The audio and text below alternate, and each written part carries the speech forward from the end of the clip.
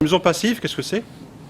Eh bien, c'est avant tout une maison qui a une obligation de résultat en termes de consommation énergétique. C'est-à-dire c'est une maison qui va consommer très peu d'énergie, et quasiment pas pour le chauffage. C'est une maison qui est en ossature bois, qui serait isolée avec des matériaux naturels. Donc en l'occurrence ici, ce sera de la fibre de bois et également des matériaux de récupération, de la ouate de cellulose.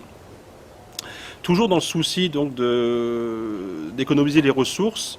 C'est une maison qui sera dotée d'une toiture plate et qui va donc récupérer l'eau de pluie pour alimenter un certain nombre de points d'eau dans la maison. On va profiter de cette toiture plate pour la végétaliser. La végétalisation d'une toiture, ça a plusieurs intérêts.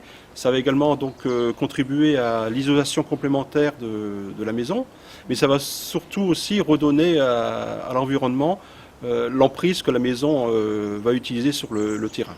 Donc on va recréer un peu une parcelle de biodiversité à quelques mètres du sol. L'eau chaude sera produite par un chauffe-eau solaire.